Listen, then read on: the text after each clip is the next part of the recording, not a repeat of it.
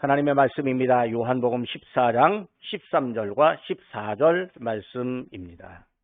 요한복음 14장 13절과 14절 말씀 제가 받들어 읽겠습니다. 너희가 내 이름으로 무엇을 구하든지 내가 행하리니 이는 아버지로 하여금 아들로 말미암아 영광을 받으시게 하려 함이라. 내 이름으로 무엇이든지 내게 구하면 내가 행하리라. 아멘. 자, 오늘 우리는 기도를 통찰하신 예수님이라는 제목으로 함께 은혜를 나누려고 합니다. 우리는 지난주부터 주기도문 강해 시리즈를 시작했습니다. 주기도문을 볼 때 그냥 신앙의 관점으로도 볼 수 있지만 지도자의 지도력이라고 하는 관점으로도 보려고 합니다. 지도자의 지도력이라고 하는 관점으로 본다면 그것은 이 신앙인들이 이 땅에 나가서 사람들에게 선한 지도력을 행사할 수 있기 때문에 그렇습니다. 지난주를 잠시 요약을 해보겠습니다. 예수님은 기도를 가르치실 때 사람들이 기도하는 그 기도에 대해서 문제점을 발견하시고 그 문제점을 지적하셨습니다. 즉 문제 제기를 하셨습니다. 근데 이 문제 제기는요, 단순히 문제를 제기하는 것으로 끝나는 것이 아니라 기도를 가르치기 위한 환경을 만들어가는 의미입니다. 기도에 대해서 주의를 환기하고 또 사람들의 마음을 열려지게 하고 기도를 좀 배웠으면 좋겠다라고 하는 마음을 품도록 워밍업을 하는 시간이었습니다. 그러니까 이제 예수님은 기도에 대해서 군불대기를 하고 있는 것이죠. 이런 방법도요, 우리가 생활에서 꼭 필요한 지혜입니다. 그런데 예수님은 기도를 가르치실 때 그 생활의 지혜를 알려주시고 그 생활의 지혜를 사용하셨다라고 하는 거죠.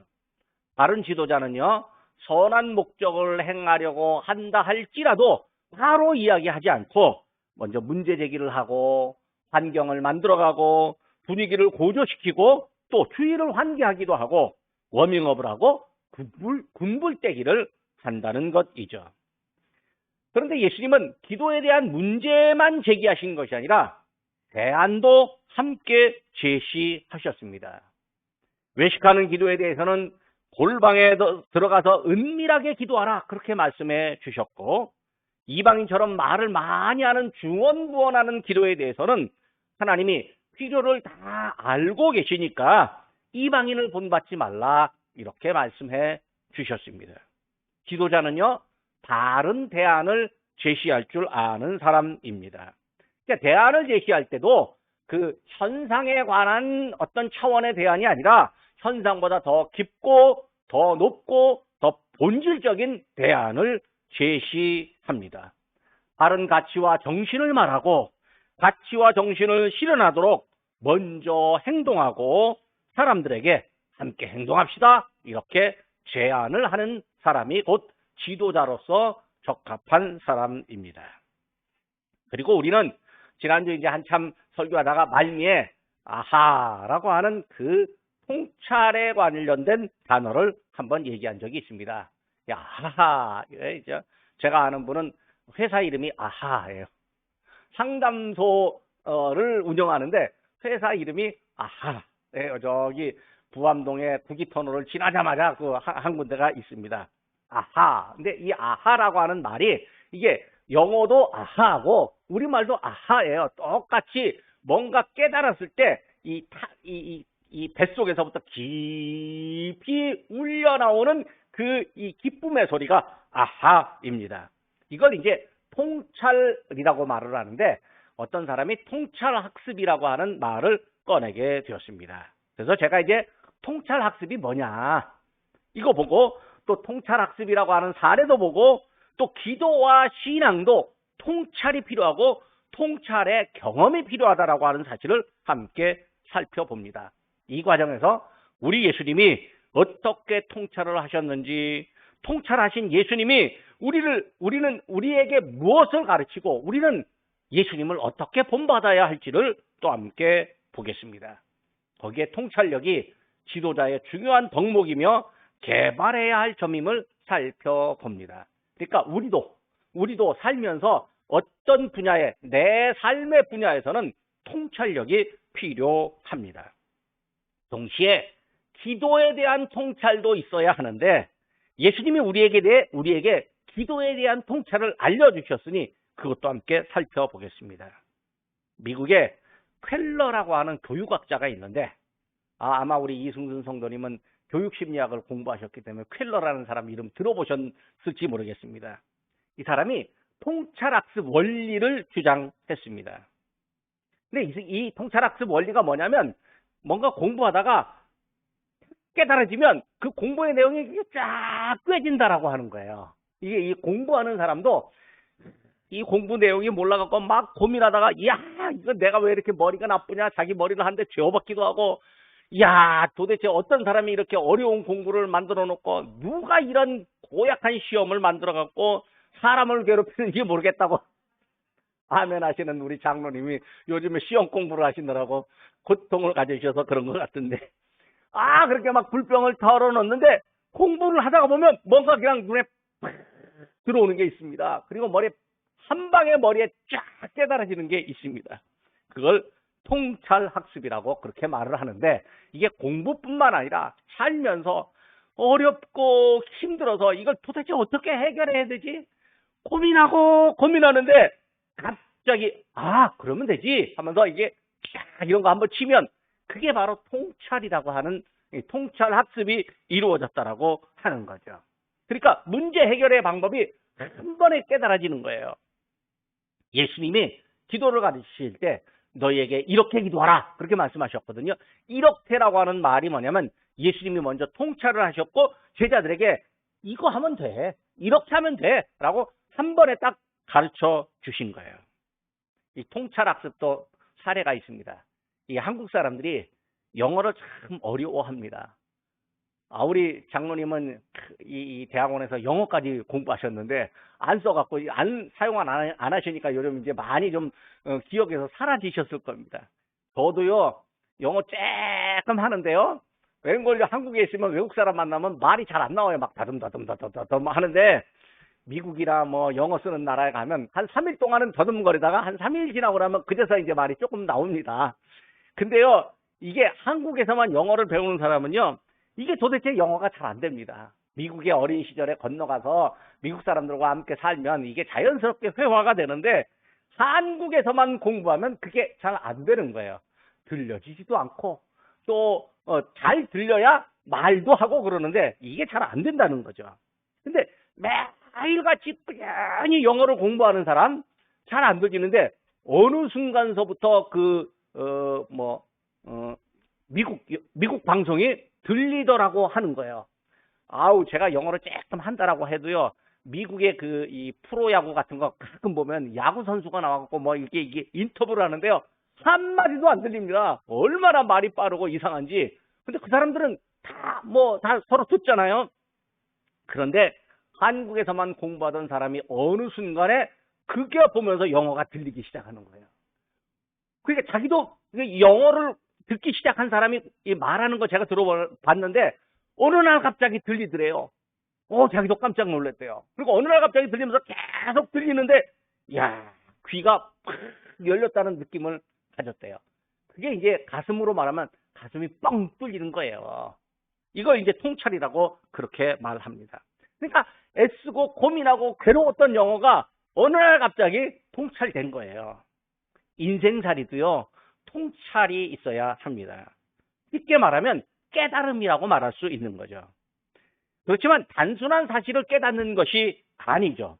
삶의 원리를 깨닫고 고민했던 일들이 한순간에 머릿속에 열리고 가슴에 답답했던 문제들이 이것 때문에 괴로웠는데 속이 뻥 뚫리는 것 같은 시원함을 경험해야 합니다. 국어사전에 의하면 통찰이라고 하는 건 예리한 관찰력을 갖고 사물과 상황을 꿰뚫어 보는 것이다. 이렇게 말을 합니다.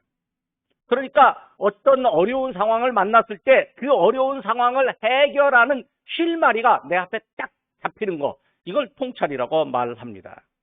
마음의 고통을 안고 살아가는 사람이 이 고통을 해결할 수 있는 방법을 찾는 것도 역시 통찰이라고 말할 수 있습니다. 요즘 어떤 여성 한 분이 TV에 자주 나옵니다.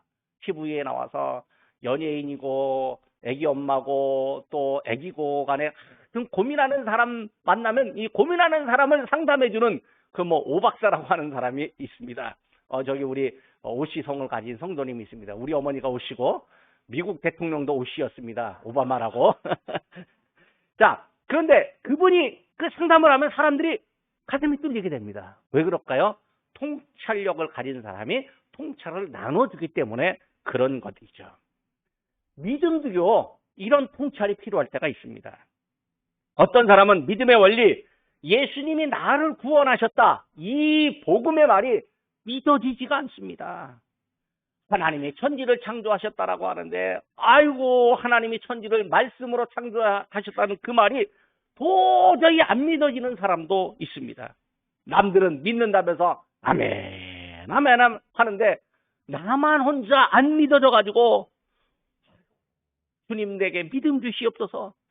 기도하고 성경 읽고 나름대로 애를 쓰는 그런 사람도 있습니다. 그런데요, 성경을 읽고 기도하다가 어느 순간 예수님이 믿어지는 현상을 경험할 때가 있습니다. 이른바 은혜를 체험하게 되는 거죠. 은혜를 체험하고 나니까 신앙의 통찰이 이루어지는 거죠. 그러니까 신앙생활하는 사람, 신앙인들은요, 반드시 은혜를 체험해야 합니다.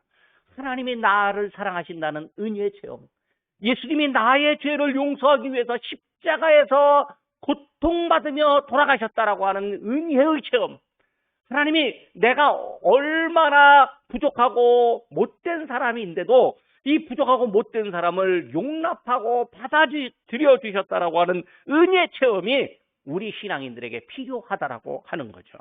거기다가 나처럼 힘없고 나처럼 능력이 없는 사람임에도 불구하고 하나님께서 나를 사랑해 주셔서 내가 너와 함께한다, 내가 너에게 힘을 주겠다, 내가 너에게 지혜를 주겠다, 이런 이 예수님의 말씀, 이런 하나님의 말씀이 귀에 마치 생생하게 들려지는 것과 같은 은혜 체험들이 우리 신앙인들에게 필요합니다.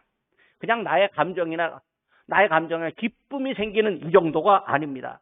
하나님 앞에서요, 내가 철저하게 죄인임을 깨닫고 나 같은 죄인을 하나님이 불러주시고 사랑해 주시고 또 믿음을 주셔서 나를 하나님의 자녀로 삼아주셨다고 하는 사실에 감사하고 감격해서 눈물을 펑펑 흘리면서 하나님 앞에 나를 철저히 내려놓는 경험을 합니다.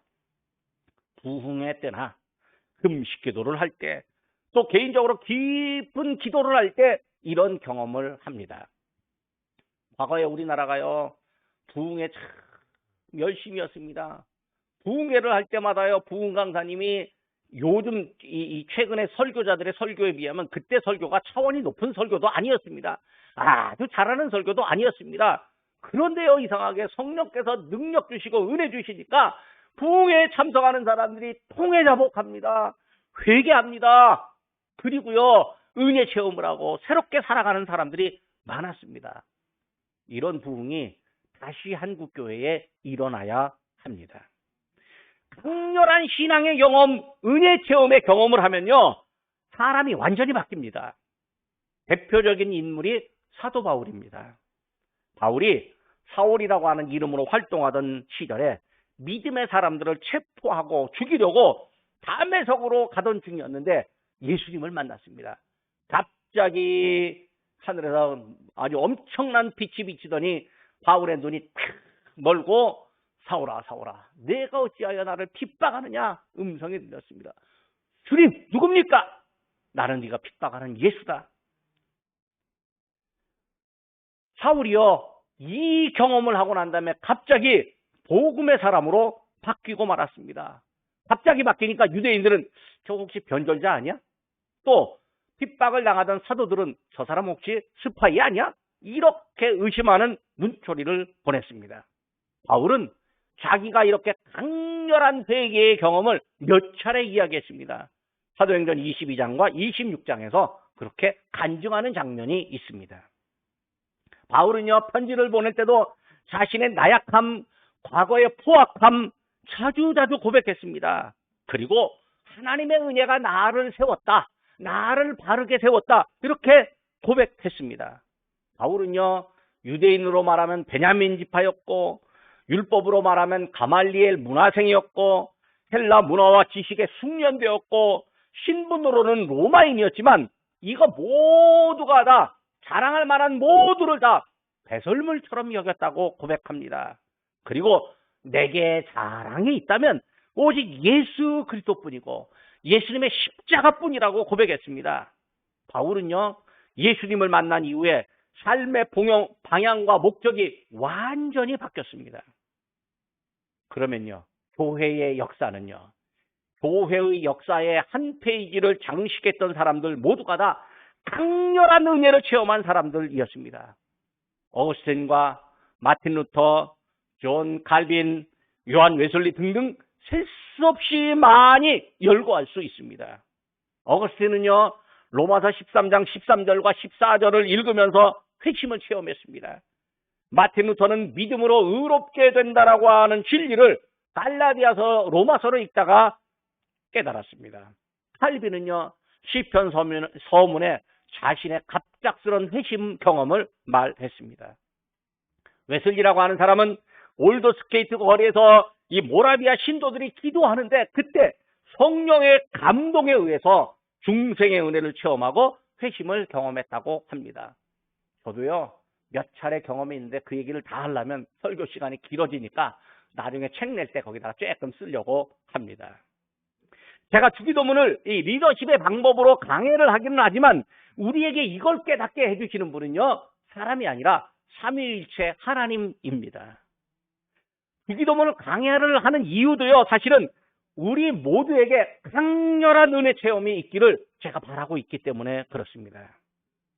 과거에 어떤 신앙을 체험했어도 하나님이 나를 지극히 사랑하신다는 체험, 나를 향한 하나님의 위대하고 분명한 계획이 있다라고 하는 사실을 깨닫기 원하는 마음입니다.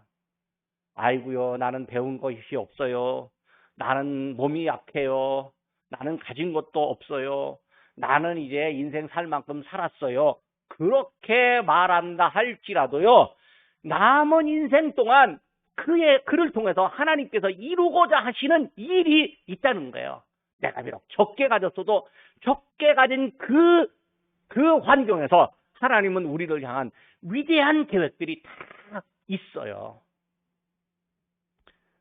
가끔 보면요, 참 보통 사람들 이렇게 사는데요, 놀라운 사람들이 있습니다. 사람한테 짜장면집 한 군데 가도요, 짜장면 맛이 다른 데하고 완전히 다른 집들이 있어요. 그러면 그 집에요, 짜장면 집에 사람들이 줄 서요. 그런데요, 짜장면집 줄 서는데 새벽부터 밤늦게까지 장사를 안 해요. 새벽부터 밤늦게까지 계속 문 열고 장사하는 짜장면집은 짜장면이 맛이 없어요. 사람이 안 오니까 계속 장사해야 돼요. 그런데 사람이 너무 많으니까 이게 재료 사다가 요리하기가 잘 안 되거든요. 그러니까 한 10시쯤 엽니다. 2시까지 장사하고 문 닫아요, 다시. 그러다가 5시에 다시 열어갖고 한 7시까지 장사하고 다시 문 닫아요. 그래도요, 몇 시간 장사해도요, 사람들이 그냥 너무 많아갖고 하루 종일 문 여는 집보다 장사가 더 잘 돼요. 왜 그럴까요? 짜장면 맛을 내는 통찰력이 있어서 그래요. 짜장면 맛을 내는 어떤 이 놀라운 경험을 그가 가졌고 그걸 통해서 사람들의 반응을 얻었기 때문에 그렇다는 거예요. 여러분, 똑같습니다. 우리가 신앙생활 하는 거나 우리의 직업의 일에서도 이런 통찰력들을 가져야 하는 거죠. 거기다가 진짜 중요한 건 신앙의 체험이에요. 신앙을 체험하면, 즉 은혜를 체험하면요, 믿음의 열정이 생깁니다. 세상의 상식으로 교회 생활을 판단하려고 하지 않습니다. 다른 사람의 이목에 대해서 그다지 신경 안 씁니다. 오직 하나님이 어떻게 생각하실까? 이거부터 생각합니다. 신앙생활할 때 기쁩니다.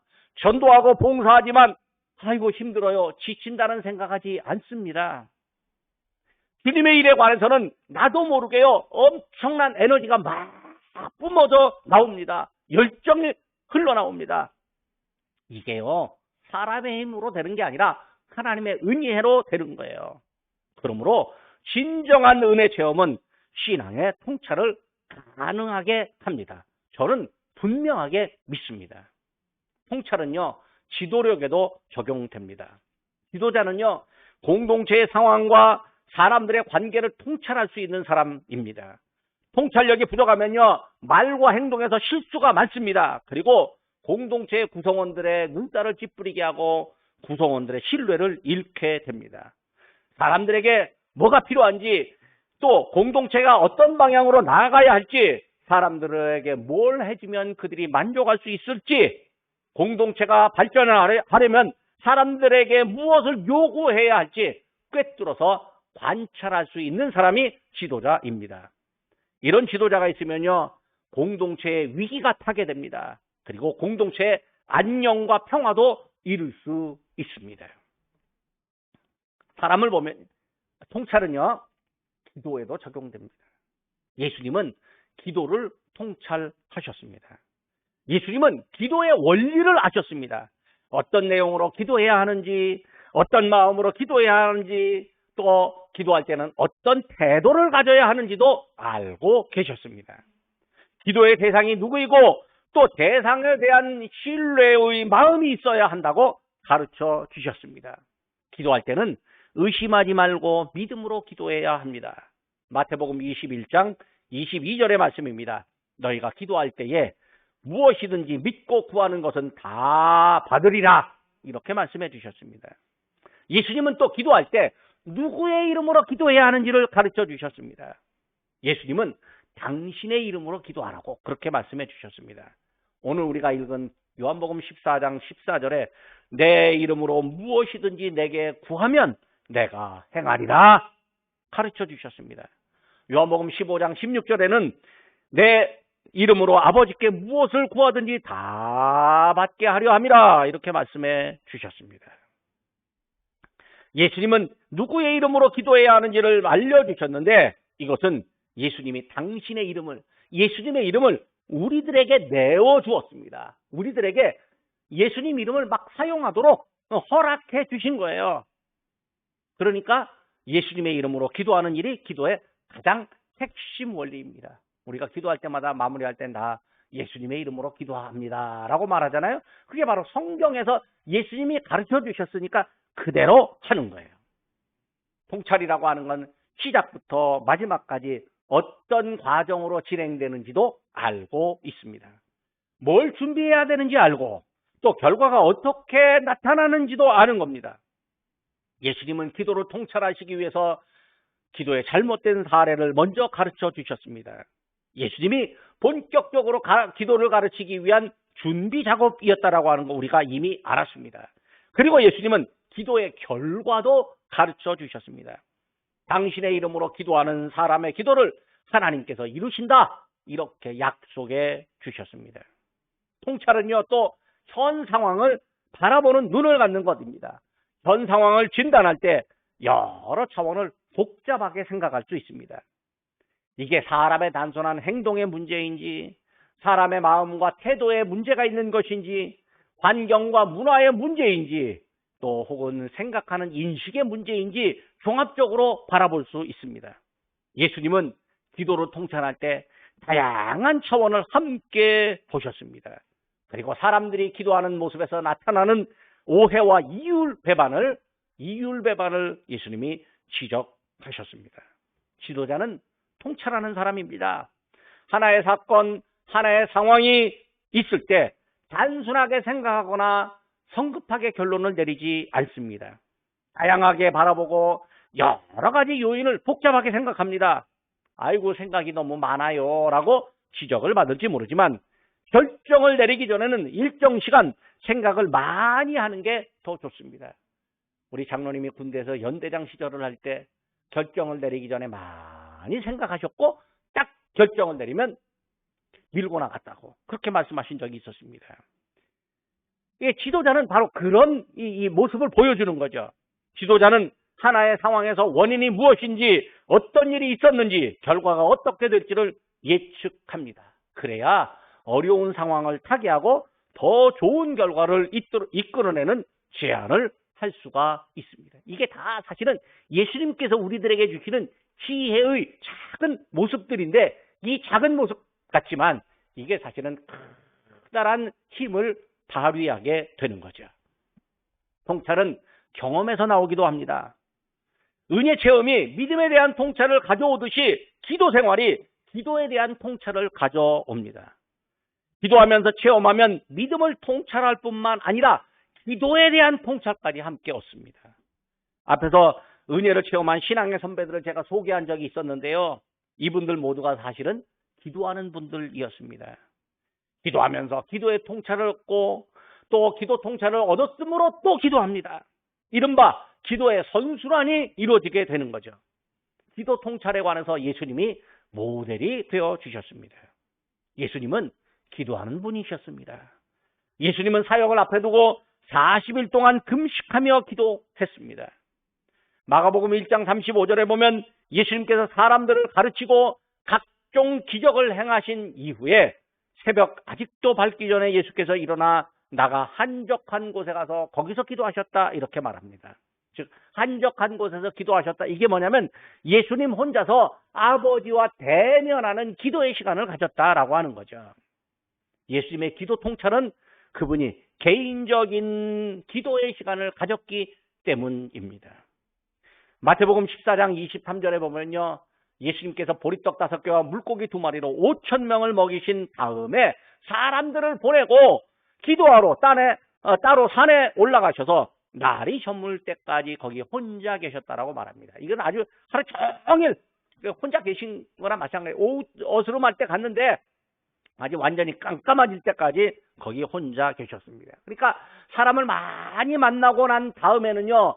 사람들의 존경에 취해갖고 뭔가 이렇게 막 마음에 그냥 벅찬 감동과 보람을 느낄 수 있는데 예수님이 그때 어떻게 했냐? 기도하러 가셨다라고 하는 거예요. 또 사람들을 많이 만나면요. 아무래도 피곤하고 나름 스트레스가 있습니다. 사람도 성격이 사람을 많이 만나면 에너지가 팍팍 나오는 사람도 있는데요.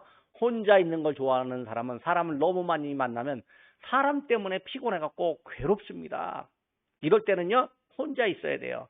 만약에 그 사람이 혼자 있는 걸 좋아하는 사람 같으면요. 만나가지고 계속 얘기를 하면요. 그 사람 다 싫어합니다. 그냥 그럴 때는요. 어느 정도 얘기하고 난 다음에 내가 당신을 보니 혼자 있는 것이 좋은 것 같소이다. 빨리 가겠습니다. 그러면요. 속으로 되게 좋아합니다. 제가 아는 서영선 목사님하고 동갑내기 목사님 한 사람이 있는데 저기 일산에서 이 개척을 하면서 그 안에서 열심히 일하는 목사님인데 이 양반이 혼자 사색하는 걸 좋아해요. 한 번은 선배들이라고 놀러 가고 커피를 열심히 얻어먹고 있다가 빨리 안 나오는 거예요. 제 동갑내기 비슷한 사람들이. 그거 빨리 갑시다. 저기 저 양반은 혼자 있는 걸 좋아하는 사람인데 우리 같이 여기 있으면 저 사람 피곤해서 안 되니까 빨리 갑시다. 그랬더니 거기 사모님이 아니 목사님 어떻게 하냐고 나보고 그렇게 말을 하더라고요. 제가 살짝 그런 거 하나 할 때는 조금 통찰력이 있습니다. 조금 있습니다. 그러니까 사람들 때문에 피곤할 때 어떻게 해요? 스트레스를 받는데 그때 쉬고 싶은데 그때 예수님은 쉬는 것보다 기도하는 일을 하셨다는 거죠. 예수님은요. 십자가 고난을 앞에 두고도 기도하셨습니다. 누가복음 22장 41절부터 44절까지 말씀입니다. 그들을 떠나 돌 던질 만큼 가서 무릎을 꿇고 기도하여 이르되 아버지여 만일 아버지의 뜻이거든 이 잔을 내게서 옮기시옵소서. 그러나 내 원대로 마시옵고 아버지의 원대로 되기를 원하나이다 하시니 천사가 하늘에서부터 예수께 나타나 힘을 더하더라. 예수께서 힘쓰고 해서 더욱 간절히 기도하시니 땀이 땅에 떨어지는 핏방울같이 되더라. 그러니까 예수님은요 십자가를 앞에 두고 땀을 흘리며 기도하는데 그게 핏방울처럼 흘러나오는 기도를 하셨습니다. 예수님은 고독의 시간을 가지셨고 그 고독의 시간이 기도의 시간이었습니다. 또 요한복음 17장에 보면요. 예수님이 다락방 담화를 마친 후에 체포되기 전에 매우 길게 기도하는 장면이 있습니다.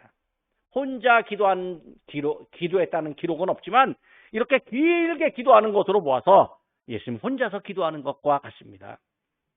초대교회에 알렉산드리아의 시릴이라고 하는 교부가 있었는데 이 요한복음 17장의 기도를 대제사장의 기도라고 이름을 붙였습니다. 예수님이 하나님께로 이제 가시는데 그 이후에는 제자들이 이 땅에 남습니다. 예수님은 제자들을 염두에 두고 하나님 아버지께 제자들을 맡기는 기도를 드렸습니다.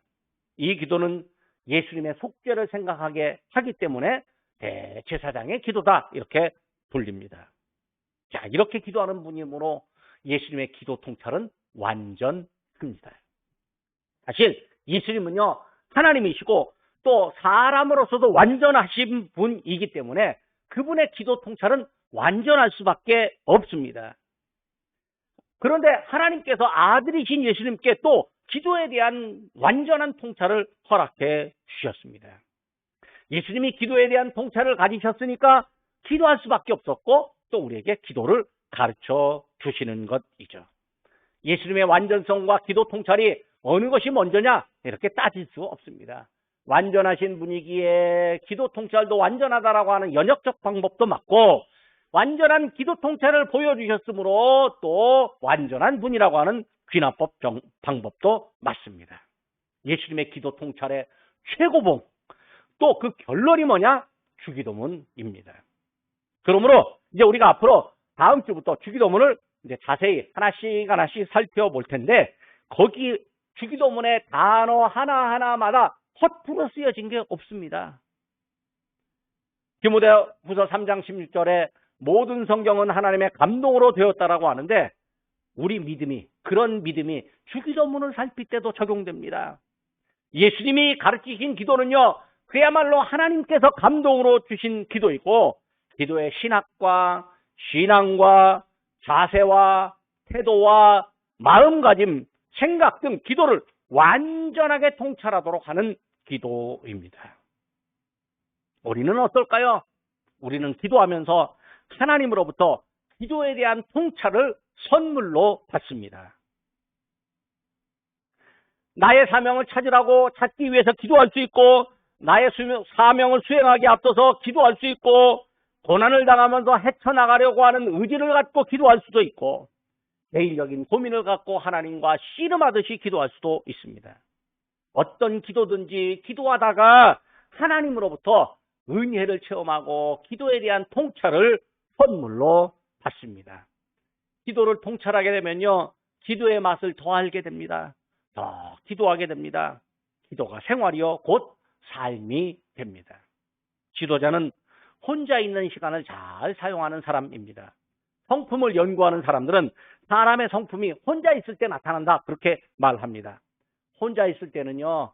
사람이 이게 누그러지기 쉽고 또 유혹을 받기 쉽습니다. 왜? 아무도 안 보니까요. 그런데 혼자 있는 그 시간이 곧 자기를 만드는 시간입니다. 혼자 있는 시간에 기도하고 혼자 있는 시간에 공부하고 혼자 있는 시간에 무언가 깊이 생각하면 자기를 만들어지는 시간으로 활용됩니다. 신앙 지도자는요. 아무도 안 보는 시간이라도 하나님은 나를 보고 계신다라고 하는 믿음을 갖습니다. 즉 신앙의 지도자는 라틴어로 코람데오라고 하는데 하나님 앞에서의 의식을 갖습니다. 바른 지도자는요.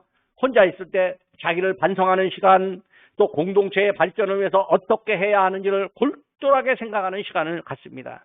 심사숙고의 시간이라고 말할 수 있습니다. 일반 지도자와는 달리 믿음의 지도자는요. 혼자 있을 때 하나님께 기도하는 시간을 갖습니다. 하나님 앞에서 자기를 반성하는 시간 또 공동체의 구성원들을 위해서 중보하는 시간 공동체의 발전을 위해서 일하는 나의 부족함을 인정하고 하나님 지혜와 힘을 주셔야 합니다. 하나님 지혜와 힘을 주시옵소서 이렇게 기도하는 시간을 갖습니다. 이게 말씀의 결론을 맺으려고 합니다. 우리는 기도에 대해서 아하 경험, 곧 기도 통찰을 가져야 됩니다. 인생의 통찰이 필요하듯이 신앙의 통찰과 기도의 통찰이 우리에게 필요합니다. 강렬한 은혜의 체험, 기도의 체험이 우리에게 필요합니다. 이런 체험을 하나님께서 우리에게 복으로 내려주시는 거예요. 기도하는 사람, 하나님께 매달리는 사람, 하나님을 간절히 찾는 사람에게 하나님께서 기도를 통찰하게 하시는 경험을 허락해 주십니다. 예수님은요, 기도를 통찰하신 분입니다. 예수님은 혼자 기도하실 때가 많았습니다. 예수님의 기도하는 일에서도, 예수님은 기도하는 일에서도 우리의 모범입니다. 예수님은 기도의 대안을 가르치시되 당신의 이름으로 기도하도록 당신의 권위를 우리에게 위탁해 주셨습니다. 예수님은 완전하신 분이니 기도에 대한 통찰도 완전합니다. 예수님의 기도 통찰 중에 최고가 곧 예수님이 가르쳐 주신 기도, 주기도문입니다. 그러니까 우리가 주기도문 강해를 하면서 예수님의 기도 통찰을 배우고 실천합니다. 신앙의 지도자는 기도하는 사람입니다. 혼자서 기도하는 시간을 갖고 기도의 응답을 경험하며 기도 통찰을 경험합니다. 기도 통찰을 통해서 신앙 지도력의 통찰을 경험하고 사용하게 됩니다.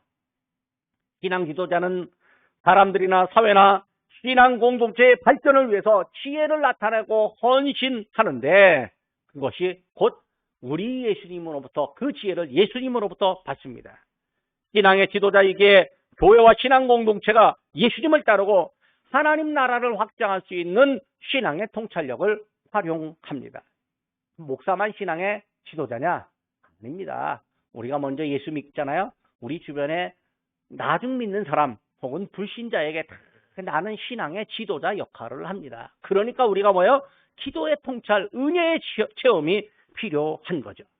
신앙의 지도자는 신앙 통찰력을 활용하는 중에 여전히 기도하며 기도의 통찰을 지속합니다. 기도의 통찰력을 활용하면서 통찰력이 점점 더 확대되고 상승하게 됩니다. 기도하겠습니다.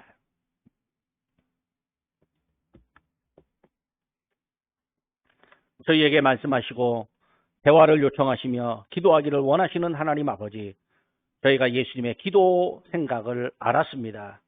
우리 예수님이 기도에 관한 전부를 알고 계셨고 기도의 자세와 태도를 저희에게 알려주시니 감사를 드립니다. 우리의 힘으로 기도하는 것으로는 하나님을 만족시킬 수 없어서 예수님께서 당신의 이름으로 기도하도록 이름을 사용하게 하시니 감사드립니다. 저희의 생각하는 바와 기도하는 내용이 예수님의 생각과 마음에 합당하기를 원하오니 저희의 생각과 마음을 지도하여 주옵소서. 교회에서나 가정에서 맡은 일에 기도하고 하며 실천하고 최선을 다하기를 저희가 원합니다. 맡겨주신 직분이 명예가 아니라 영혼을 구원하고 섬기라는 뜻임을 명심하고 나보다 남을 더 귀하게 여기며 살게 하여 주옵소서. 우리 교회가 주님의 보혈의 희생으로 세워진 것처럼 저희의 믿음도 헌신과 봉사의 터 위에서 더 든든해지게 하여 주옵소서. 어려움을 만났을 때 오히려 주님을 바라보며 기도하는 성도가 되기를 원합니다. 선포되는 말씀이 저희에게 주님의 엄중한 음성으로 들려지도록 성령님께서 전달자가 되어 주옵소서. 예수님의 이름으로 기도드립니다. 아멘.